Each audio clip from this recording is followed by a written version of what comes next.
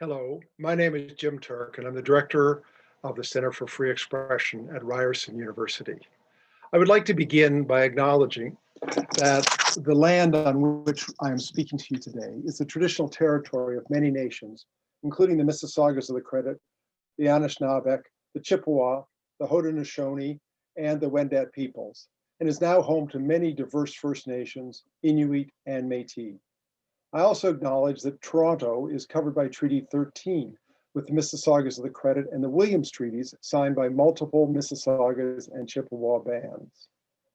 On behalf of the Center for Free Expression at Ryerson University, I want to welcome you to the third in the Center for Free Expression's Fall Virtual Forum series. Today's panel is entitled Cancel Culture, Censorship, and Free Expression. The popular term cancel culture suggests there is a dangerous rise in censorship in public discussion that is chilling freedom of expression in universities, public libraries, the arts, and media. Our panel today is going to discuss whether this is the case, whether passionate disagreement is a sign of a healthy democracy or a problem to be overcome. It will also address how we decide the legitimate limits to freedom of expression. Today's panel is being co-sponsored by London South Bank University. I want to thank Philip Hammond, Professor of Media and Communications in the School of Arts and Creative Industries at London South Bank University, for all his work in making today's panel possible. So now I'd like to introduce our panelists. Our first panelist is Piers Benn. Piers is a philosopher and author of Intellectual Freedom and Culture Wars, a book published in October, this last October, by Palgrave Macmillan. Piers teaches philosophical ethics at Fordham University London Centre and has held lecturing posts at the UK universities of Imperial College London, Leeds, and St Andrews. His research interests include free speech, applied ethics, and the philosophy of religion. He is an occasional commentator in the British media. Welcome, Piers. Hello. Our second panelist is Christina de Castell. Christina is Chief Librarian at the Vancouver Public Library, the most visited major urban library per capita in Canada. Christina is passionate about the role of libraries in building communities and exploring ideas, and fascinated by the way that technology is changing the way we learn and communicate. She has a long history of engagement with library policy issues both nationally and internationally, and is a current member of the International Library Committee on Copyright and Other Legal Matters. In 2015, Christina represented libraries at UN forums as manager, policy, and advocacy for the International Federation of Library Associations and Institutions, including the World Intellectual Property Organization and the Internet Governance Forum. Welcome, Christina. Our third panelist is Inaya Folarin-Iman. She is the founder and director of the Equiano project, a debate, discussion, and ideas forum that describes its objective as facilitating conversations about and promoting the values of freedom, humanism, and universalism, in contrast to the climate of racial tribalism and identitarianism. She is a writer, commentator, and campaigner. She has written for The Telegraph, The Daily Mail, The Spectator, Spiked, and several other publications. Inaya also regularly appears on television and radio to provide commentary on issues related to freedom of expression, democracy, liberty, and human potential. Welcome, Inaya. And finally, our fourth panelist is Eric Lybeck. Eric is a presidential academic fellow at the Manchester Institute of Education at the University of Manchester. Working in the emerging field of critical university studies, Eric's work draws on processual and civic approaches to social knowledge and practices to make new connections between the disciplines of sociology and education. His doctoral research at Cambridge explored the history of the social and legal sciences during the late 19th century transfer of university models from Germany to America. Eric is currently editor-in-chief of the journal Civic Sociology, published by the University of California Press. So welcome to all of you. We're delighted that you're able to be with us today. What we're going to do is we're going to have a conversation with the panel. That will go on for about 45 minutes, after which we'll turn to the audience so that you'll have a chance to ask questions and participate in the conversation. You'll see, for the audience, you'll see at the bottom of your screen, if you look down in the middle at the bottom, you'll see a button labeled Q&A. At any point during this panel, if you think of a question that you would like to ask the panel, just write it down under Q&A. And then when we get into it, as I say, after about 45 or 50 minutes, I'll turn to the audience and I'll ask the Center for Free Expression's coordinator, Ange Holmes, to share with us the first question that has come forward, and we'll proceed on that basis until the end of the program. So what I'd like to do, excuse me a second, is to start with a question to Piers. Piers, why don't we begin by could you answer, what is cancel culture and where did the term come from? Well, thank you very much. First of all, thank you very much for inviting me and to South Bank University. It's a pleasure to be here. It's a bit weird doing it on Zoom. I have the feeling I could sort of cancel you all just by switching off, but I hope that nobody will do that. Of course, it would be the same in a way for me if I did that, just be alone in a room. What is cancel culture? Well, obviously it's an emotive term. And usually people who use the term disapprove of it, whereas those who approve of some of what's been going on will say it's perfectly legitimate. I think that it can be described as attempts to silence, shame, or destroy people's reputations and livelihoods because of something that they have said or supposedly said. As I say, the term's emotive. As a matter of description, it could be, well, you could describe it as proposing boycotts for good or bad reasons, proposing that people be fired from their jobs. Again, one can debate what good and bad reasons for that might be. Denunciations, especially on social media. Of course, social media is a major driver of this cancel culture. Bans, speech bans, disinvitations, all the kind of stuff that's been happening quite a lot over the last 7 or so years at universities and elsewhere, coinciding with the rise of social media, I think. And it's usually because of some real or supposed view of the target of the cancelling. I'm not sure where the term came from. I noticed it a few months ago. I think one example that was raised was that of a Washington, D.C. chef called Pavel Paulinich, who used an Instagram account to shame people who he believed were behaving in a prejudiced way.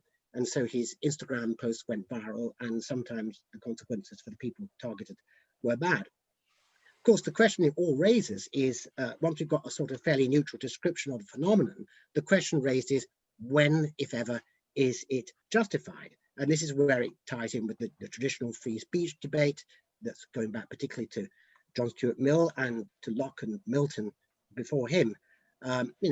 Even Mill accepts, and he's the classic defender of free speech, that there are legitimate limits on free speech. For example, he doesn't think you should be allowed to assemble a mob outside a corn dealer's house saying that corn dealers starve the poor, but he thinks you should be allowed to write a pamphlet saying that corn dealers are starvers of the poor. So we all agree that in things like incitement to violence, certain forms of harassment, perhaps certain forms of abuse should not be allowed. On the other hand, I think many examples of cancel culture are very worrying indeed. When it's bad, it's simply because many of its targets simply don't deserve to have their livelihoods and reputations trashed in this way, quite regardless of where we stand on the million arguments for free speech and the limits on it. It frequently inflicts disproportionate harm, even where people have said something that's malodorous or unacceptable in some way or unsavory.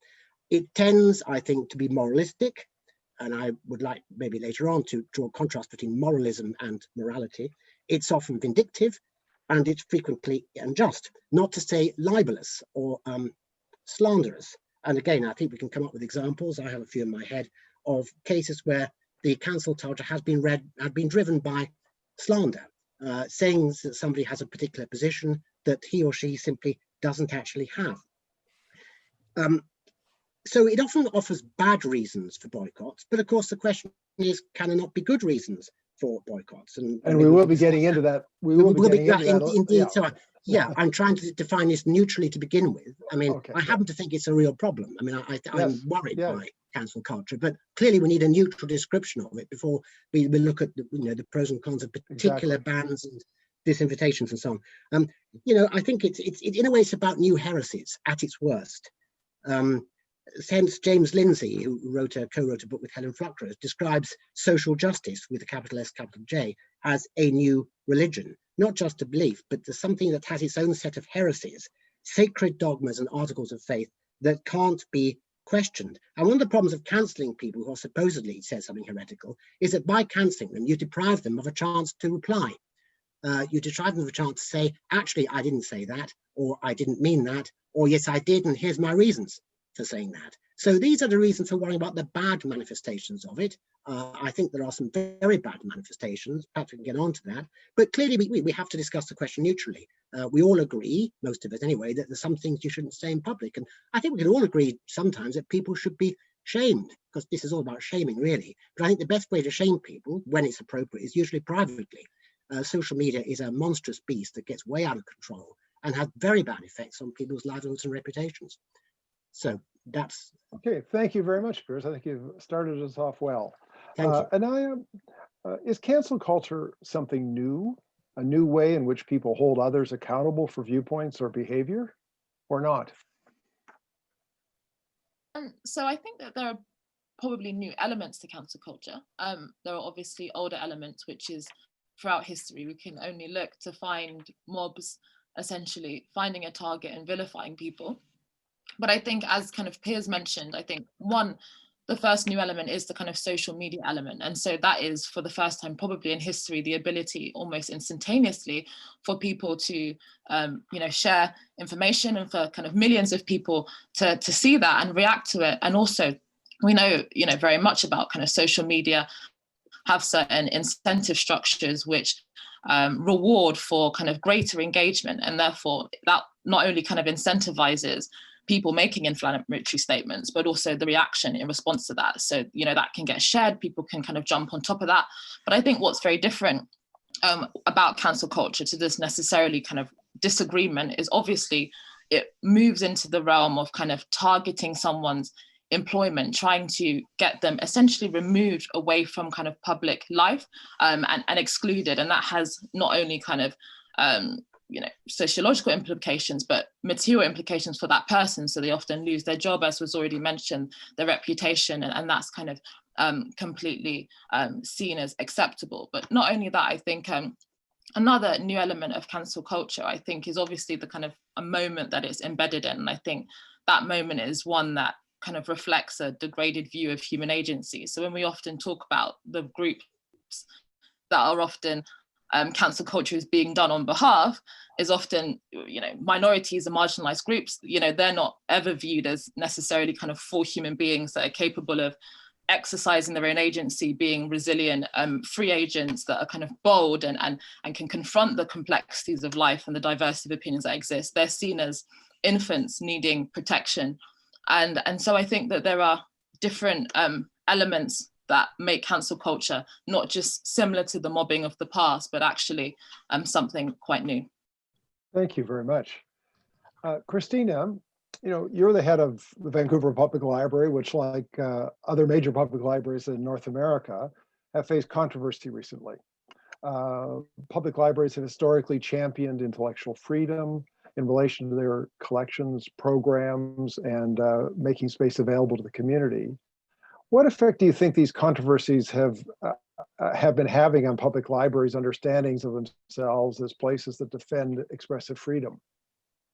So I'll start by just explaining the concept of intellectual freedom. It's one that's not familiar to everyone. We talk about freedom of expression frequently, but in libraries we talk about intellectual freedom, and it comes from the UN Declaration of Human Rights, and the idea that everyone has the right to seek, receive, and impart information and ideas regardless of media and frontiers. So it's that idea that you should be able to explore anything, not just express a thought, but learn about it. And that really is a fundamental role of libraries.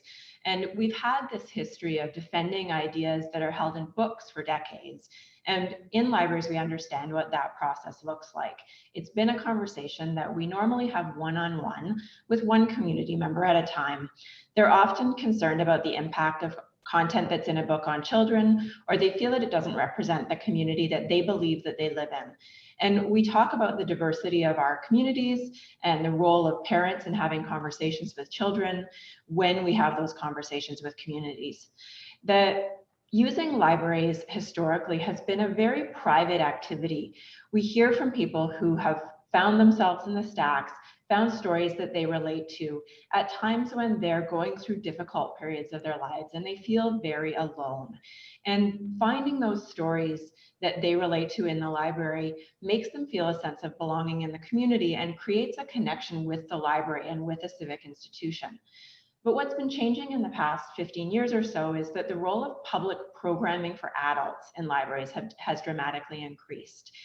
So we've delivered story times for children for a long time, but it's really only been in recent years as digital media has increased that we moved into in-person programming and started to shift a little bit more away from libraries as a center for books alone. So visiting the public library isn't a solitary experience any longer. In Vancouver, we typically deliver more than 2,000 programs a year for adults, and they're free, and they range from digital literacy to conversations about ideas. And what this means is that people are being confronted by differences in their communities in much more public forums. The ideas that they disagree with aren't a book on a shelf that they can just walk by. The ideas are coming from a person with a microphone. In some cases, they're organized by the library, and in other cases, they're room rentals by outside groups. And the cancel culture element of this has really come in the past couple of years with some controversial public events around Me Too and followed by issues of gender identity. Libraries used to say that they were neutral, and we understand now that this isn't true. As we have more conversations, we've come to understand we're an institution that's built on a colonial history, and that often people who are marginalized don't see libraries as places that they belong. And so it's very difficult for people to confront these ideas in public programs from live people. And the difficulty for us is what happens if the ideas that are expressed in programming mean that whole segments of our population no longer feel comfortable in the library. And we have to ask ourselves, well, why does it matter if people don't feel comfortable coming to libraries? And it matters because social infrastructure is a really important part of building community. We need to see people who are different from us regularly, and we need to interact them. It supports relationship building in our neighborhoods, and it builds strong cities. When we share spaces with people who are different from us, economically, racially, or politically, we realize over time that we can be in the same space and not be harmed by those who are different. This is part of the role that libraries take on. We know that strong communities are built on these kinds of relationships, and that libraries are part of this role, that the more people engage in social interaction, the more relationships can grow and build stronger communities. So we're weaker if we don't come together in places like libraries. And that's what has us talking in public libraries about how we overcome this. How do we help people come together and talk with those with whom they disagree and listen to those ideas? Thank you. Eric, you teach at the University of Manchester, and your research is focused on universities. Is cancel culture something that should be a special concern for universities? Well, I think the issues surrounding cancel culture are a concern, but largely I feel like this is due to the essentially moral panic surrounding it, which is produced by the press and the media, that suggests that there's this kind of epidemic. There's all sorts of censorship going on in universities when these are really isolated events. Even if you look at the United States, where a lot of this discussion's gone on much longer, there are over 4,400 institutions of higher learning, and you can count a handful of cases where something really serious and worrying might have happened, but this kind of gets highly publicized, and folks really start to worry about it. The government puts in free speech codes, which actually do the opposite. And we've seen in the UK that this kind of culture war is being imported But actually it's largely being imported by the media and by politicians worrying about things that are really not a very deep problem, in the sense that there's a huge amount of this no platforming or cancel culture going on. To the extent that universities do need to concern themselves with this is that there's a range of fairly dubious scholarship that is being introduced through the debates around this. So you have new forms of science that's trying to suggest that there's racial inferiority of different populations that has been widely discredited for decades. And certain scholars have been called out for that. Some have even had their positions have been removed, but that's actually part of the process of science and what is considered valid knowledge. And that's something universities are responsible for. And that's an issue of academic freedom and the rights of disciplines and so forth to maintain standards. But that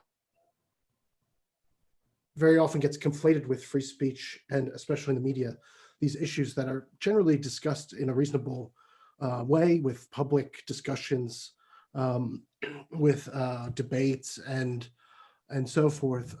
These are treated as kind of, look at the censorious left-wing academia, left-wing madrasas indoctrinating our children, and all of that's very overblown. I actually don't think that's a very serious issue at all.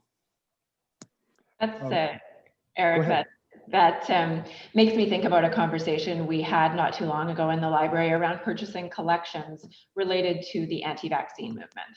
And this idea that is out there that something is going on to cancel particular ideas. And in fact, we've been editing ourselves throughout time. So libraries never collected everything. We made judgments about what belonged in the collection and what didn't.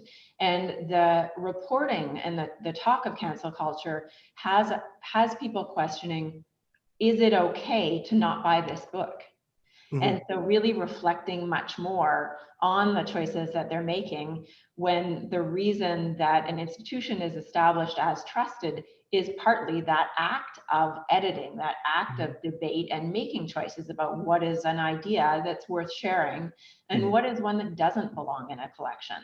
And libraries do that not only through their purchasing of materials, but also through how they classify them. And so is something like an anti-vaccine book put in the science and health section, or is it part of a social movement? And so making a different judgment about what the quality or the intention of that content is. So something that is happening both on the university side and on the library side. I mean, one of the traditional arguments for freedom of expression is precisely because that democracy is really an ongoing public discourse about what's legitimate and what's not legitimate. It's a discourse that reproduces itself in different institutional settings, as you were just suggesting, Christina. There are discussions in libraries about what's properly to be selected for the collection or what's properly to be selected to be a program. And it's engaged in daily by all of us who are academics in deciding what should properly be in our course on 20th century European history or sociology of religion, and what shouldn't be in this. So we're always making choices. And that freedom of expression is so that that can be an open discourse about how that's done, and we can be accountable for that. Nevertheless, there is historically been a lot of pressure to say, well, there's certain things that you can't talk about, you know, and as several of you have said, in one sense, this isn't new. I mean, think of Socrates or Galileo, or my favorite is one of the most articulate statements of the importance of free thought was Giordano Bruno, who was, because of his heretical views, had his jaws nailed shut and was burned in the square in Rome in 1600. So we've had very dramatic forms of canceling people in the past, and yet there's something new. And I just like to, you know, pursue what Inaya was raising and have others you comment. What do you see new about so-called cancel culture beyond what we would traditionally recognize as censorship. Could I quickly jump in? Surely. I just wanted to jump in on the point that it was essentially exaggerated, in the university. I think there's several reasons why I disagree with that. One, I think Eric Kaufman has recently published some research demonstrating the percentage of academics who describe themselves, for example, as right-wing is like less than 10%. And he's documented that that's a significant decrease from 30, 40, 50 years ago. Now, it's never been a majority and it's never been a plurality, but just in and of itself, having a lower amount of just ideological diversity amongst academics, the people that are often shaping the minds of young people in the kind of intellectual sphere, I think in and of itself is a worrying sign. I think that in a university environment, the place to which obviously we hope that young people would then be exposed to a wide range of viewpoints and not necessarily having their viewpoints shaped by a wide variety of people from the ideological spectrum. And I think that, we can kind of downplay it and think, these are just young people, but eventually people that go to university end up often forming part of the cultural elite. And that cultural elite is often the kind of journalistic and academic establishment. And so then shape public opinion and kind of what is regarded as acceptable discourse. So I think that we should absolutely be thinking about how the kind of upcoming generation is kind of viewing diversity of opinion and how they respond to that. Eric, you were looking to respond? I might have missed it. Did you say that was the policy exchange report? Yes. So because the statistics on that are completely more or less rubbish. A lot of the respondents were actually emeritus professors. They actually had a very small subset of people who were responding to this. So it made a lot of headlines, but this is exactly what I mean by creating a kind of moral panic. Policy Exchange is a conservative think tank, so it's trying to push a particular agenda, and it's also conflating two separate things. Now, if you want to say academics are left-wing, I mean, it would be crazy to argue against that. Everybody knows that academics are Democrats or Labor vote, like that's a common thing, but that doesn't prove that they're indoctrinating students. Also, we have all sorts of but I didn't say it proved that they're indoctrinating. to listen to different sides. A lot of people are in sciences and totally unrelated. Okay, so I think Piers wants to. I just don't think that that's come back proof that. Yes, on this question of left-wing bias in academia and universities and so on, I mean, to say the policy exchange report is conservative as a way of discrediting it, I mean, obviously raises a question of what's wrong with being conservative. In fact, it's not. I think it's a centrist, or it would describe it as a centrist or maybe centre-right report.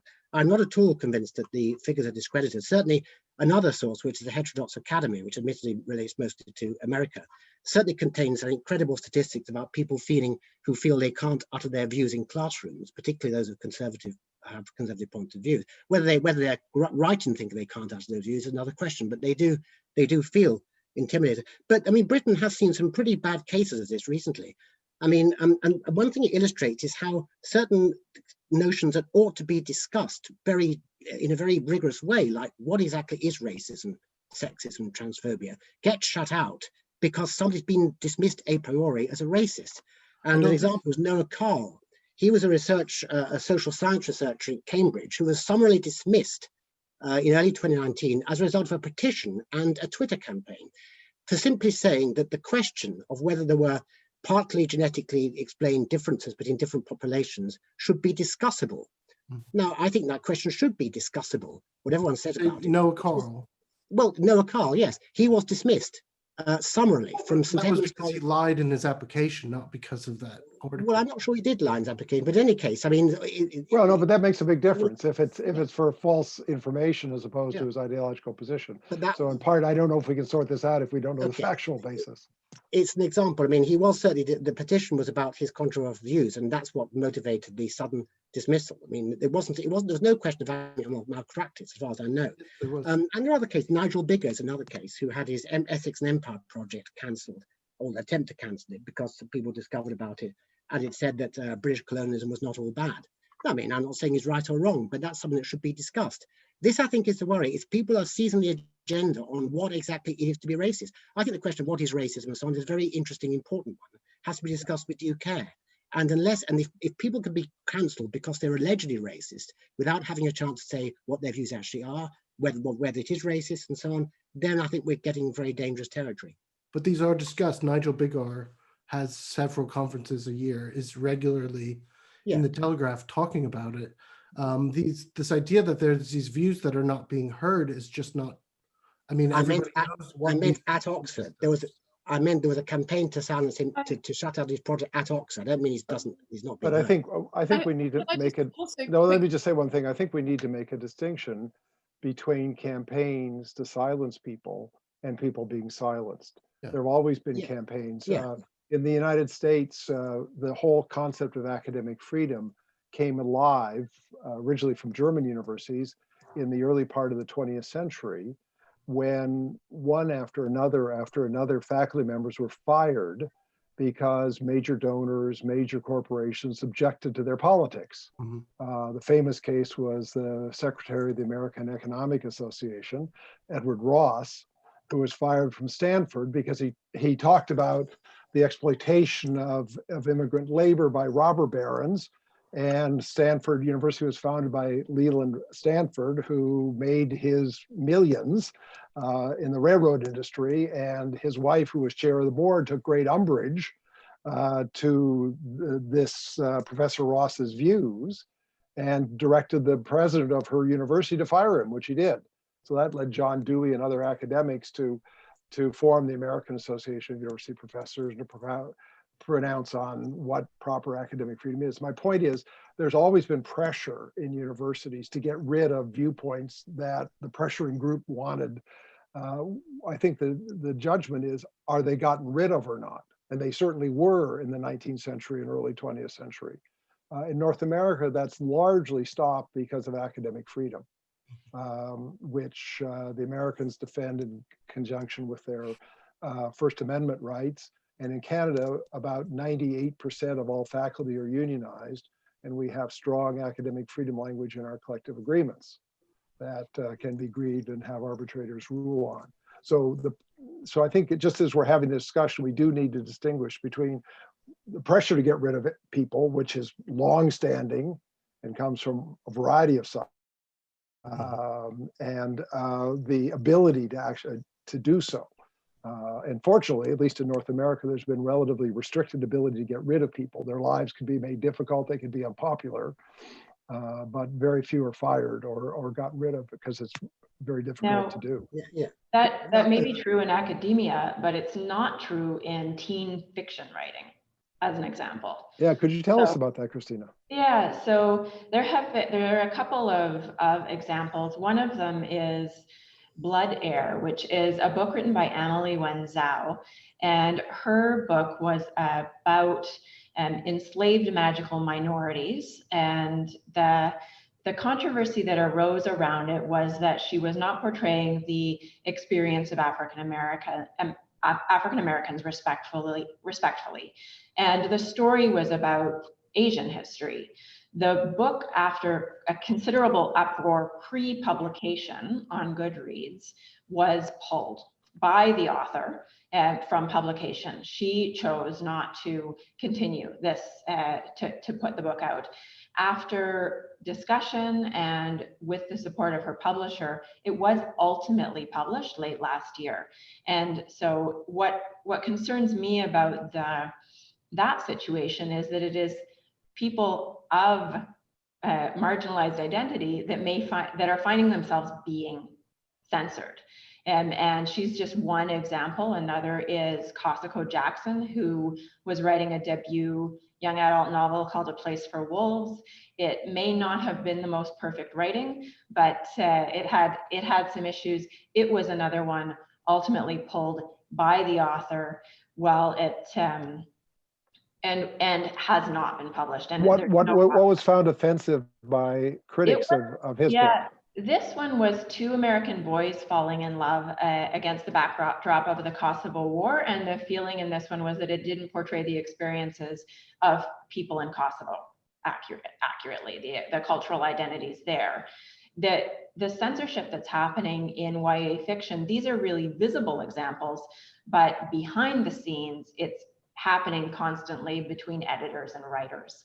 The fear that if certain scenes are included or if certain topics are discussed, that the book will not get published or that this will happen to it.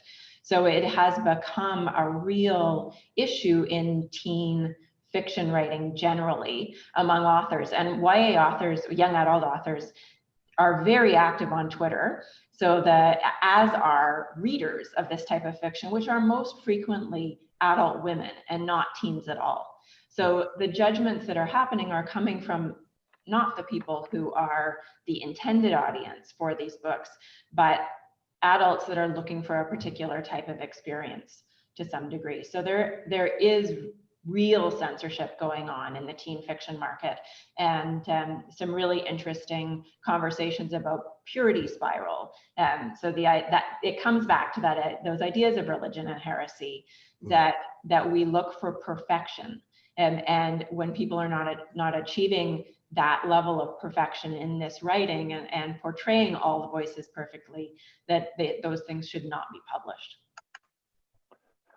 I mean, is what's happening in young adult fiction, and if the audience is primarily women, is an example of what Inaya was talking about, of sort of denying the human agency of the potential readers by saying we have to protect them from this kind of thing? It certainly seems possible. I'd be interested to hear more from Inaya on that. Yeah, I mean, I just think, you know, a lot of, as I said in the introduction, the way in which cancel culture often manifests itself is kind of creating caricatures, often on twofold. One, you know, on the form of the kind of person being cancelled. You know, they're not a human being. They're just this kind of cipher that can be eroded and kind of dismissed from public life without any regard for any of the implications, both for the individual, but the chilling effect for wider society. But also, I think, you know, I am generally part of the reason why I've been engaged in this conversation is the kind of way in which the kind of rhetoric around cancel culture is often done in the name of protecting various different groups. And I think that, you know, that to me is a significant departure for what we understood historically from certain groups that may have been experiencing subjection to strive or struggle to be viewed as equals and able to, as I said previously, exercise their agency and be able to confront the realities of life now being seen in a very, very different way as, you know, worthy of or needing protection and managing their interactions with people that may on the surface be different. And that often requires, you know, forms of censorship. And so I think that way in which cancel culture plays out, which ends up often reifying certain narratives of inferiority of certain groups in a way that is often done to claiming for their benefit, when actually it denies them their ability to actually fully engage in society. So I think that that element's often missed. Eric, you were a bit of that anti-fragility, or the idea of coming from a place of victimhood rather than a place of strength for an individual, and that is what it seems I certainly see in the YA fiction discussion. Mm-hmm. Eric, you were yes, I was just going to sort of follow up that I think there's again several issues overlapping, because I too find it rather irritating, potentially even offensive, the way that certain forms of say diversity or identity politics are played out within bureaucracies and corporations, and even universities trying to manage statistics and talk about access candidates and so forth. In that it's reinforcing this kind of paternalistic, potentially even imperialistic relationship to these marginalized groups that they then supposed to save. And that's a huge issue that gets discussed in, among other places, critical race theory, which is somehow conflated with this really offensive kind of version of identitarianism. But I just wanted to go back to the historical idea of there being different models of equality, which I completely agree with. In my own research, I look at the origins of women's higher education in Britain in the 1860s and 70s. And there were two competing ideas of whether women should be treated as equals and should reach the same standards in maths and exams as men, and they did. But it was on the principle that we're not biologically inferior. But then there was another version that said, well, we should include as many women as possible, and therefore we need to lower the standards to kind of let as many women in. And then over time, that will sort of change that. But what I find interesting is actually the person who advocated the latter version of that was actually a Millian. So he was actually a liberal. It was kind of based off of particular ideas that emerged out of utilitarianism in the late 19th century, which is the same basis we have for free speech. And so the sort of strong version of kind of strong equality was actually coming from a very different sort of communitarian, socialist, mixed with conservatism, John Ruskin, that sort of tradition of there's such a thing as the good. And that's something I feel like we're actually missing in a lot of these discussions. It's not about these people should be canceled because they're offensive. It's because they're rubbish at what they do. I mean, that's actually like, that's the basis we used to curate and select these things for inclusion in our institutions. So, well, could I just come back Piers, on that? yes. I think that's interestingly important. I mean, clearly people should lose their jobs if they really are rubbish what they're doing. The question is who decides that they're rubbish, and the worry is that mobs are getting to decide this on the basis of very ill-digested or pre-digested notions. I mean, I think also, I'm glad you mentioned Mill, because I would like to bring it back to him. Incidentally, I don't think his utilitarianism is entirely compatible with his defense of free speech. I think they're in tension, but I'd go for the on liberty rather than utilitarianism. That's the kind of aberration. And what he essentially says is something that got later called the harm principle. He doesn't use that term, which is that the only real ground for suppressing speech is harm to others, not harm to self. We should have harm to others without their consent. Now, clearly this looks a very plausible justification for cancelling or sacking or not buying the products of, certain people. But we have to know what is meant by harm. Harm can be all sorts of things. Victorian Christian moralists would have talked about a category of moral harm that there's not so much in circulation now. So, and in the 60s, pornography was very much discussed, mostly from a sort of libertarian versus Christian conservative point of view. The conservatives said the harm of pornography is moral harm. It's corrupt and corrupting. That may or may not be true. But I mean, the problem is that I agree, sufficient harm is a good reason, can be a good reason to suppress a work or cancel a speaker. But it's often got flated with offended feelings. And it's very important to remember that being offended by something, not liking it, is not the same thing as being harmed. Now, it's a further question whether offense itself is a good reason for banning something or cancelling someone. Maybe it is. It's a separate question. But you see, too often we get these notions conflated. And because of the ferocity of the cancelling going on, and I do think it's bigger than some people think, but even if it's a small part of the whole, actually, and its main problem is it stops us thinking carefully and slowly about what the harm is supposed to be and whether it actually outweighs the harm of suppressing someone's freedom. And this is an ongoing, long-running debate in the whole thing. We promised at the beginning we were going to talk about limits to free expression. Yeah. And we've now articulated two different limits. One in the academic realm and presumably the library realm, you have notions of standards that have to be met. In the university world, we have what are loosely referred to as disciplinary norms, that if I'm a professor of astronomy, I can't teach astrology as science. I don't have the academic freedom to do that. Or, if I have a born again experience over the December holidays and come back and want to teach creationism in my first year biology course as science. So there are those kind of limits, which, you were referring to as, Eric, as rubbish, things that are discredited, at least within the broad framework. And that framework itself, it has to always be open for credit. The other basis that you've talked about and that I think is important to explore a little bit more is the notion of harm. Because you distinguish between harm on the one hand and offense on the other, but there's a growing redefinition of what's really at debate is what constitutes harm. Yeah.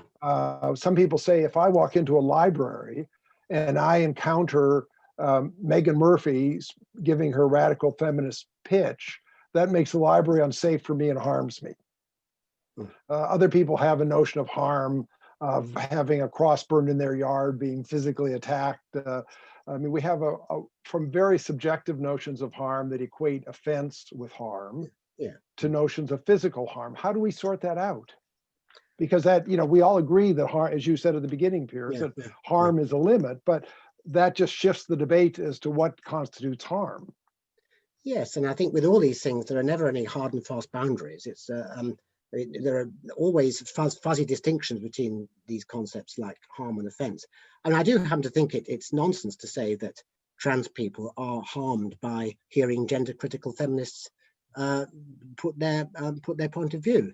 And I happen to think also that J.K. Rowling was libeled and slandered when it was said that she was transphobic. And this is one example of how the debate gets fudged. You see, words like transphobic are used to describe people who disagree with a view that's currently in vogue. I mean, somebody who says that trans women are actually not women, this is thought to be hate speech. It may be false speech. That's a philosophical issue. It's a very interesting one. But I don't think it's hate speech. And people are now using this term hate it's getting merged with the concept of harm. And so you can immediately dismiss somebody as harmful because they've said something that you strongly disagree with. It gets labeled hateful or harmful because hateful. And unless we can have a sort of long-running and rational and slow debate about these things, people lose their jobs and livelihoods for very spurious reasons, it seems to me. I'm not saying there aren't any risks in this approach. I'm not saying that some bad people haven't been cancelled. Of course, some bad people do get cancelled, some people who are not worth listening to. We can think of no doubt of a few cases of the last few years. I'm pretty glad we're no longer hearing from them. But it's a further question whether they should have been cancelled, as it were, by a spontaneous mob. Yeah, I mean, the terms hate and harm really are loose and Inaya, did you want to say something on this?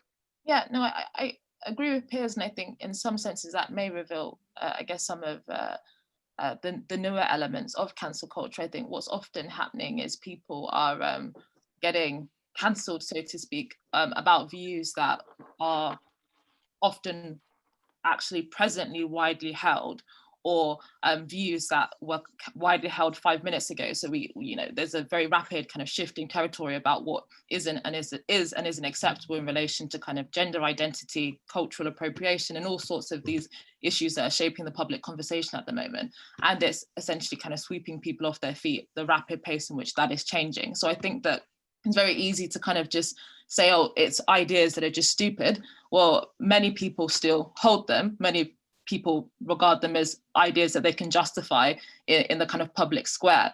And I think that that's often the distinction, is often ideas that are actually quite popular and quite dominant that are no longer given a space to actually express itself. Eric, you were wanting to say something? Yeah, I was just wondering what harm has befallen J.K. Rowling. I mean, because I think I'm often involved in these debates, and it comes across as I'm perhaps against free speech, but I actually think I would go farther to say, well, the mob that calls J.K. Rowling transphobic also has rights to free speech as well.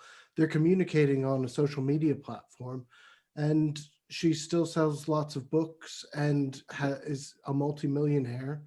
And I think that she's being criticized.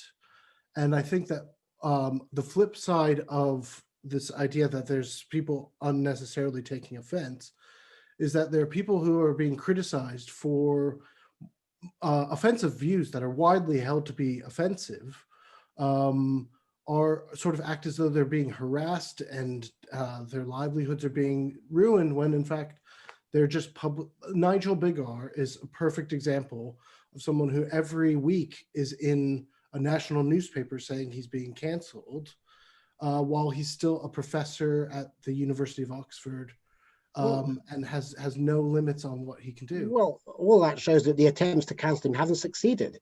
I mean, you could say J.K. Rowling, institutional protection. right? So but what is it that you would want? The attempt with Rowling was to cast her as a transphobe, therefore a hater, and to have people boycott her works. No, Why obviously can't they people can decide whether to buy someone's works or not, but it strikes me as a clearly bad reason to being offered to boycott her. I mean, she's not a transphobe in my view. I know we can discuss that. I mean, to point to a few cases of past survive these ways of protest and say, oh, there's no problem with cancel culture. I'm not saying you're saying that, but some people are saying that. First of all, it's a large number of people who are not at all powerful. People you've never heard of who lose their jobs because somebody's tweeted something that's allegedly racist or transphobic, or it could be anything. It could be from the right too. The right do this with patriotism. Somebody said something unpatriotic. You know, I'm not saying it's just the left who does this. The right does it too. In fact, worldwide, it does it more. But who said something that instantly seems, oh, there's something bad about this person. They can't answer back. Nobody's heard of them. They lose their job and their income and their house. Yeah. Something has gone wrong. Yeah. Christina? Well, and I think that that's why it's more helpful to think about what's happening with those authors of the books that aren't as big as the Harry Potter series, that the impacts J.K. Rowling experiences are quite different from the impacts of an author who's publishing their first book and hasn't got an identity and hasn't made millions, and so is suppressed before they begin. And that is something that's happening. And what worries me and what I think has changed about cancel culture is our ability in institutions to withstand and cope with the level of pressure that arises from social media. And that to me is where the danger lies for a library or for a university, is that when ideas spread on social media and the controversy and the calls for cancellation spread in a social media form, the volume of complaint and the number of people who reach out and who expect response and the attention that's put on that institution can become more than the institution can manage, and prevent that institution from doing the things it sets out to do. So that other activities that are the fundamentals may not happen because of the time that it's taking. And also that there's a question of choosing communities. So who should we choose if we are in a situation of trans people who are wanting to have an individual canceled, and gender critical feminists who are wanting to get their point of view expressed, that both are actually part of the same community. And those books were able to sit side by side on shelves, but no one wants both ideas or both communities represented in a library. And so the volume comes from the world, instead of being a conversation that happens one-on-one or among a small number. Just two quick comments. I mean, on the one hand, it struck me that in the face of the challenges that you had at the Vancouver Public Library, you were trying to choose both. That is, you were trying to make the library a welcome place for both communities and to recognize there were fundamental differences. And the other thing is, I think your last comments go back to where Inaya began, talking about some of the uniqueness in the present moment with social media. The rapidity with which views can get out instantly, and the breadth and volume I mean, that's what's new in the present moment. Never before has a group trying to mobilize had the tool of social media, which allows, if I'm in a basement in my house in Kazakhstan, millions of people can hear what I have to say, and you can mobilize massive pressure on institutions almost instantaneously. And institutions have a hard time coping with those kinds of pressures. I think that, we promised we'd turn to the audience around this point. Is it okay with all of you if we invite some questions from the audience and let them get in and ask questions? Ange, do you want to share the first of the questions you have? Yeah, so the first question is, I guess, for the panelists to comment on what are some of the best ways to stand against cancel culture online? So the question is, what are some of the best ways to stand against cancel culture online? Is that right, Ange? Yes. Okay, who would like to start that one? I guess one of the things perhaps is, that common phrase that we all know, I may disagree with you, but I defend your right to kind of say it. And I think that actually when it comes to cancel culture, oftentimes we often only rally around the people that are in our immediate vicinity or people that are kind of like-minded to us. And I think that actually we have to or really should do if we want to really resist this phenomenon, is to actually defend those that we vehemently disagree with. So it's doesn't become a kind of tribalistic kind of back and forth, but becomes something that is regarded as the right thing to do, regardless of your ideological leanings, because obviously it benefits all of us. So I would say that the first step one is to try and, if best we can, defend those that we actually disagree with, not just ones we agree with. Okay.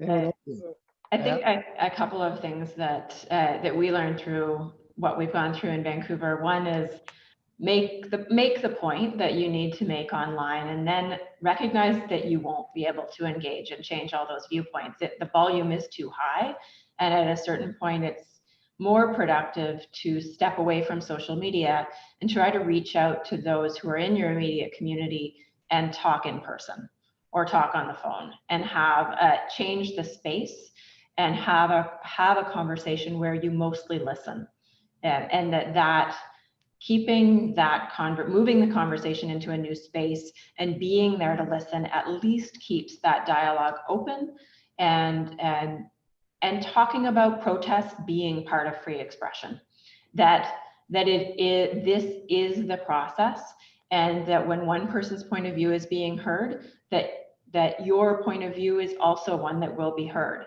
and that it is supported. And so to let that dialogue happen and to try and move it out of the social media space where you can. I think the question is, what do we do against cancel culture? That assumes, of course, that cancel culture is bad and so on, and there might be occasions when people should be boycotted. I think institutions need to develop a firmer backbone with this. I think there's been too much caving into mobs, like the protests that got certain academics fired or nearly fired. And a lot of the problem goes back, is very deep rooted, and it's very easy for me just to preach, and it's very difficult to be somebody in a position to make a decision about somebody to act on this principle. But it goes back to the marketization of higher education, making it more like companies. You have to satisfy consumer demand. I think probably policy exchange, actually, in the pamphlet that Eric referred to earlier, suggests a sort of dual process for guaranteeing free expression, including for all people, including minorities, the marginalized and so on, and an independent sort of method of guarding viewpoint diversity. I know people think that's tendentious, but the thriving of diverse viewpoints, and a mechanism for making sure people don't lose their jobs or feel they have to resign and so on just because their views are unpopular. But it has to be robust. It's difficult to do this, but I think certain institutions have been very appeasing about this, and they shouldn't be. Okay. Is it okay if we move on? We have quite a number of questions. Can we go on? Ange, what's the second question? Yeah, another question is, an attendee asked, is there a balance to be found when the existing system often still fails minority voices, using social media and public shaming to bring to light injustices without abusing social momentum? Do minorities have protections to turn to without turning to cancel culture instead? If you could comment on that. Who would like to start off on that one? That's a big question. Yes. Yeah. And I think that one of the, in some situations, we need to recognize who's attempting to do the canceling and how often it's on behalf of a group rather than by that group. So that is a part of the conversation that we certainly experienced around gender identity. Absolutely, there were trans women who wanted us to take action, but also many people who are the role of the ally in these situations, and how much that needs to be, how much that's appropriate, and how much people should be given the opportunity to speak for themselves and to engage directly and to have those conversations. So it is tough figuring out what the other vehicles are. I don't think we've sorted that out yet. I think there's a lot of interest in talking about it and trying to figure it out. And so it seems this is a period of social change, and it's right to be questioning the way that we have done things in the past and the way we think about freedom of expression and what the harms may be and how we change things. So libraries have typically said that they're neutral. Well, In fact, I don't think that libraries have ever been particularly neutral, but in times like this, we need to set some kind of expectation of what's appropriate behavior in a community. And that means being clear when a controversial subject is being discussed, that sometimes there is a side and what side that is, so that we have human rights law that lays out what is appropriate treatment of a trans woman in a women's bathroom, and that they're allowed to be there. And that there shouldn't be ambiguity about what is legal and what is not, and that everyone is part of our community, and we should look for ways to represent all those different voices in our spaces. So that some of the things that a marginalized group can do is be writing and be talking and making themselves available to be in those spaces and to take up that space as speakers, as writers, and to show that there are other voices. So I think one of the ways is, by perhaps having a bit more perspective. I think there is this kind of assumption that there's, in some senses, this kind of boogeyman that exists all the time in society, that's, excluding and being horrible to all of these different groups of people in society. I don't think that's necessarily how life plays out on a day-to-day basis. I think by and large, most people are lovely, most people are tolerant and are accepting of different types of people. And I think that part of the problem is the kind of ramping up of the rhetoric to make it feel that society is a lot more dangerous and kind of perilous than it is. And I think that actually, if we kind of start on a basis of kind of good faith and kind of good assumptions and seeing the best in one another, then I think it's much more easier to then be able to deal with people that might be different to us in terms of our views, our opinion, ideologically speaking. So I think part of it is to kind of lower the tone away from kind of speech is violence and disagreement is hate, and kind of frame it much more in a kind of reasonable way. Yeah, I think one of the problems here is that marginalized groups, if they are marginalized, don't always agree with each other. I mean, the mention of it being somewhat assumed that trans women had a right to go to women's bathrooms. I mean, the reason why gender critical feminists resist that is they say it denies the rights on the basis of sex-based women's rights, which they think are being marginalized. Now, there has to be a debate about which comes first. And obviously, ideally, you come to an agreed compromise about it. The other problem is that marginalized groups aren't monolithic. They don't all have the same political views. Not all trans women agree, for example, with some of the trans activists. And not all Black people have the same view. Not all white people have the same views. And I think a culture of debate and tolerance is clearly necessary. And obviously a culture where people whose voices aren't often heard are allowed to be heard. And indeed, in certain circumstances, are given precedence, given priority. Gatekeepers to public debate should sometimes make sure actively that people who are not heard very often get heard. But the way to do this is it's not zero sum. It's not by shutting down powerful people or people thought to be powerful. It's by increasing access to speech of all groups in a rational way. Not easy, but long term, that's what has to be done. Okay, so I'm sorry. Just clarify for you that human rights law in Canada includes gender identity. Okay, so okay, right. That the debate's finished. So it's law, the matter of law. Well, yeah. I mean, in general, with all these things, the majority through our government can pass a law, which we have to respect. But the debate about whether that law is right or not can carry on. Absolutely. Right? So that's the distinction that I think is a critical one. We do have an obligation to go along with whatever the law is at a moment, but we can do our most to try to change that in a democratic society. Could we go to the next question? Yeah, this one, we've had this one from a few people. Could the panelists comment on the idea that the current climate has led to self-censorship in areas of the academic community? Specifically, does the small number of high-profile cases hide a much larger number who are afraid to speak out because they fear the consequences? Well, Eric, I'm going to turn to you first because you weren't in the last couple discussions as much. Well, I think that there is a culture of self-censorship. If you give surveys, especially conservatives, for example, conservative students think that their left-wing professors might mark them badly, and I think you could probably see similar things in academia. But I would say academia is a pretty rough rhetorical business in any circumstance, and academics are generally very concerned about their reputations, and so we'll self-censor regularly. There are lots of things that we might want to say, but are not political in a local sense, like they're not politically strategic or what have you.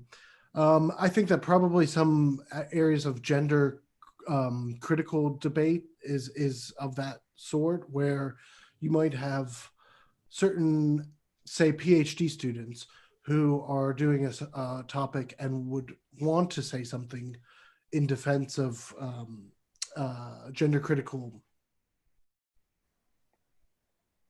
but it's unrelated to their topic, so they might hold back, and then that.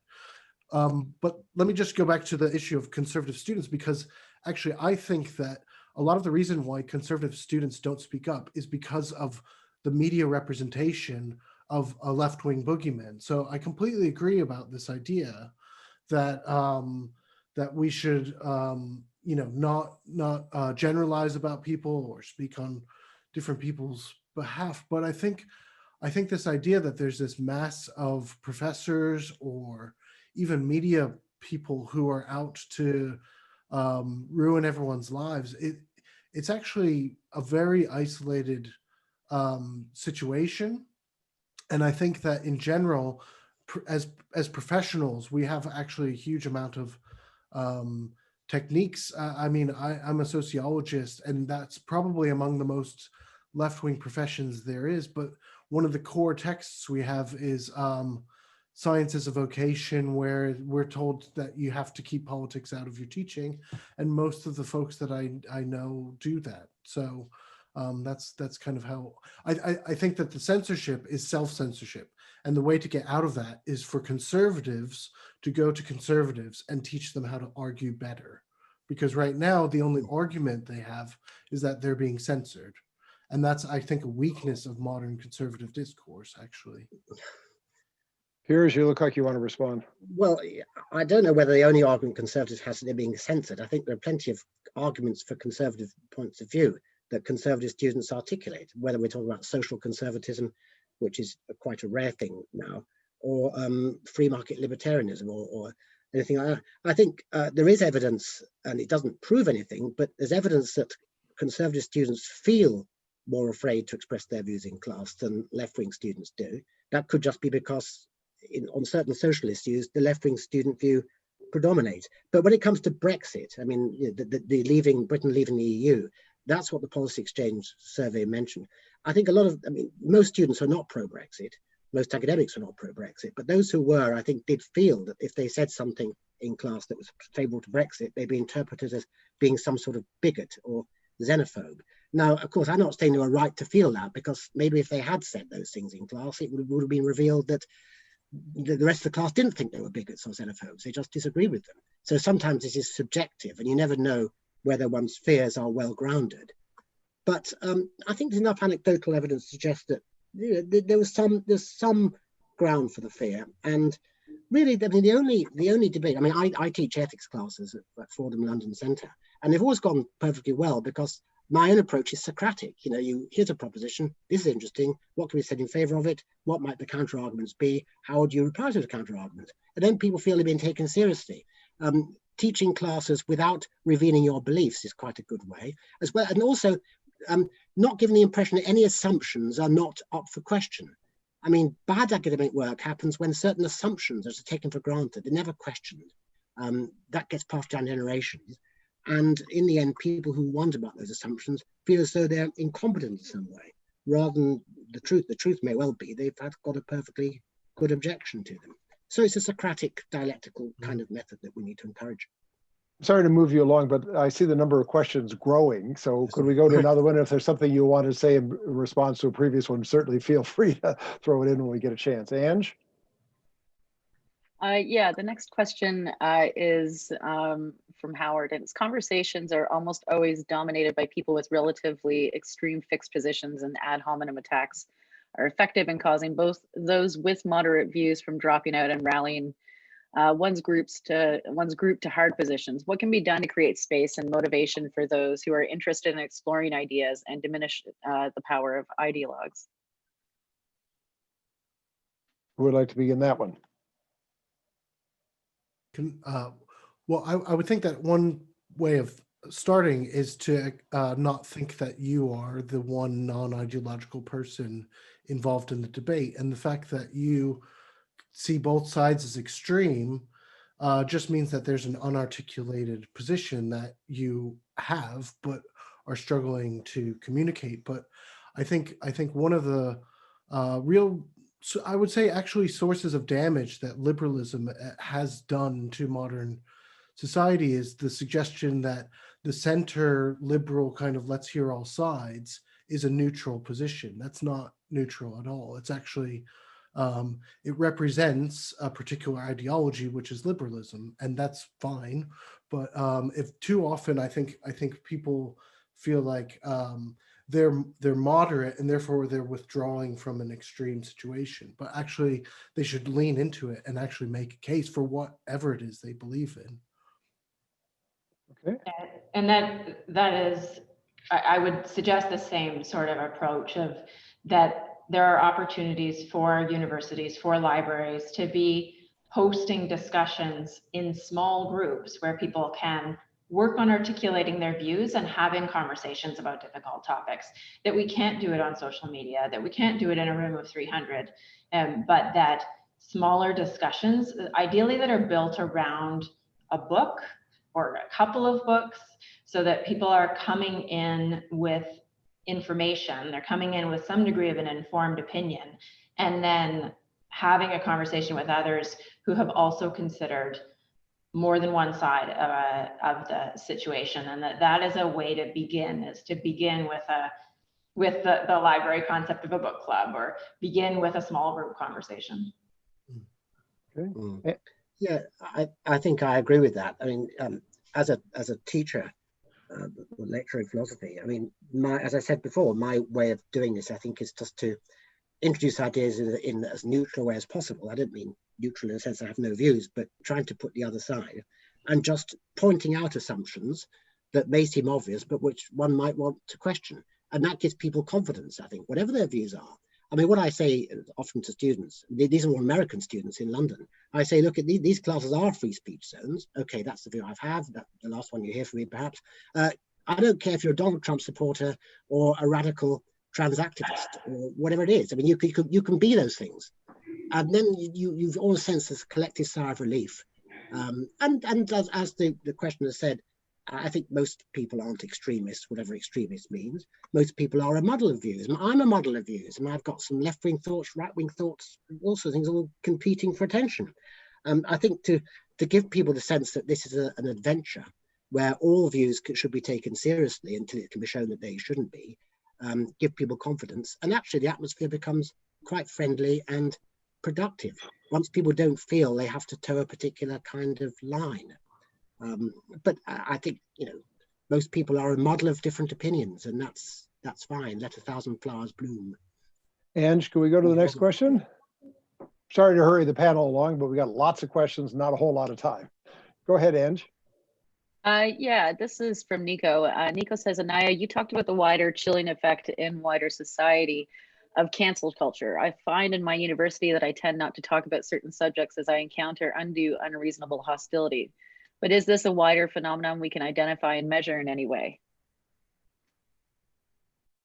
Well, I mean, there has been different surveys and polls done and research done with people, and it has found that a lot of people do feel like, for example, what has already been mentioned, for example, students not always feeling that they can express their opinion and the kind of fear of the reaction towards that. And so, again, that's not what we hope for, kind of university climate. If people are not feeling able to express themselves, then they're not challenging themselves, they're not refining their ideas and actually improving the kind of ideas that we have out there. So I do think it is a very a kind of very, very real phenomena. And I think kind of slightly touching upon the kind of previous question, I think it's part of, as has kind of already been said, it's not only about kind democratic discourse and dialogue that freedom of expression allows, it's also, I think, a basic kind of fundamental human need to have your kind of voice expressed and valued,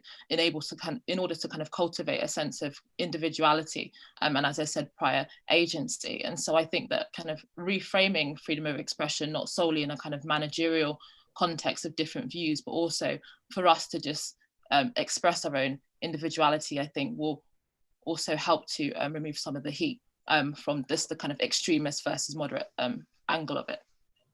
Okay, Ange, next question, please. Yeah, the next, Ivor says, on the need to draw key distinctions, examples between campaigns to silence and actually silencing, and between concrete harm, like getting fired, and abstract harm, like the psychological pain of encountering hatred. Question to anyone, any of the panelists, how about defamation? Is harm to a reputation more like actual harm or abstract harm? And where does it fall on the spectrum between gagging someone and merely saying, shut up? Can I jump in? Sure. So I think that I'm a fan of free speech in general, but I think that a huge problem is if you define it in an abstract way. So the only way to work those types of questions out is with a particular case. And I think you need to have judgments that are responsible, that care about the freedom of speech, but also may care about your community not feeling harmed by something, because that's freedom of association as well. I mean, there's no reason why you have to force people who, there was an issue in Ireland recently where Richard Dawkins was disinvited when they found out some of his views, and there was like a big uproar. But why can't that institution say, we made a mistake in inviting this person we actually don't want to have anything to do with? Now, the question of reputational damage, I do think that there's some significant issues, and I think libel laws are probably sufficient, but actually the people who use libel laws most often are the folks who say the most about free speech, are the ones most likely to sue other people for saying something bad about them. Jordan Peterson is a classic example of this. So, but I think there can be harms in certain instances to people's reputations.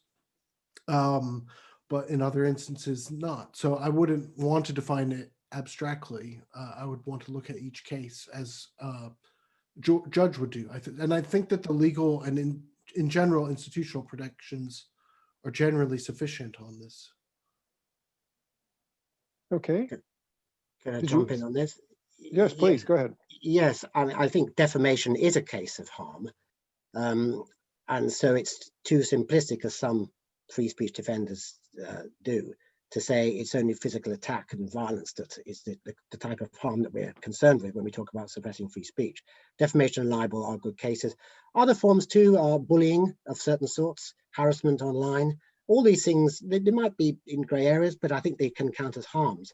What I think doesn't count as a harm is hearing a view that you simply dislike or that threatens your self-conception. But we've been over that. As to the case mentioned by Eric of Richard Dawkins and cases like it, well, it's perfectly true to say that the organisers of any event are perfectly entitled to not to invite somebody, and even perhaps to disinvite somebody. And the real question is whether they're doing so for good reasons. And in some of these cases, I suspect in the Dawkins case, they were given some manifestly bad reasons for thinking this was a speaker who should not speak, and they didn't consider their decision properly before taking action. I think with Dawkins, it came up with, I forget what example it was. It might have been things he said about Islam, for example. I think that religion is a case we haven't discussed yet.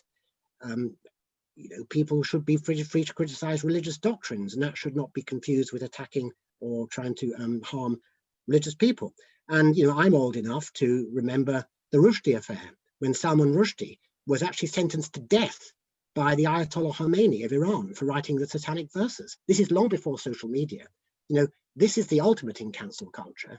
And, nothing like that's happened recently so far, but that's where it can, in theory, go. Okay.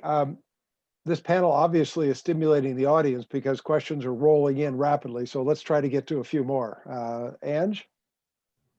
Yeah, the next one is from Phil. What do the panel think of explicit or implied speech codes that tell people what words are acceptable or unacceptable? Should there be legal or other consequences for non-compliance? I'm going to give everyone a chance to comment on this. Who'd like to go first?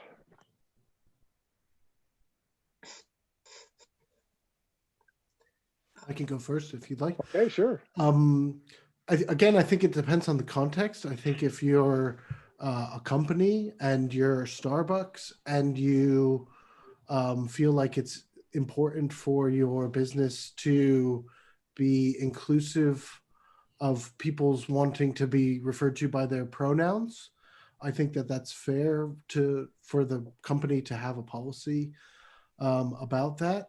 And I think some of the tensions with spaces like universities are that they do want to be inclusive of LGBTQ plus students as an institution, as a sort of provider of education. And so they include these types of speech codes, which are then challenged by academic gender critical scholars on potentially scholarly basis. But this is because they're actually operating on two different levels. And so it really becomes a question of, do you want to have a debate about this in a research-oriented seminar? I would say probably that should be allowed within the context of a kind of civic academic discussion. But I also think it should be allowed that the university says, we would like to be inclusive and expect everyone who's professional working in this environment to use appropriate language that people have asked to be done, to be welcoming to those communities. Inaya, do you have a comment? So I would agree with some of that. So I think, it obviously does depend on the context. However, I would obviously reject any kind of legal requirement to use certain language when referring to different people. I don't think that is something that should be within the kind of legal realm. But I also think, it's also reasonable kind of expectation if, for example, if a lot of this conversation is often related to the gender debate. And I think that it's fair for somebody if they don't regard on immediate perception, because I think a lot of the time it is based off of just immediate judgment on what someone does or does not look like, to say that they think that is a kind of big ask. And again, it kind of comes back to what I was saying earlier in terms of a kind of a stronger conception of tolerance. So I think tolerance isn't just accepting everything, it's also allowing people to have kind of moral and personal autonomy and independence. And being able to withstand the fact that people may deeply and meaningfully not agree with perhaps the way in which someone's way of being. And so I think that goes back to this question, am I oppressing you if I disagree with something that you regard to be fundamental to your identity? I think that personally, I would regard the answer to be no. And I think that's a form of tolerance that I would advocate for. Piers?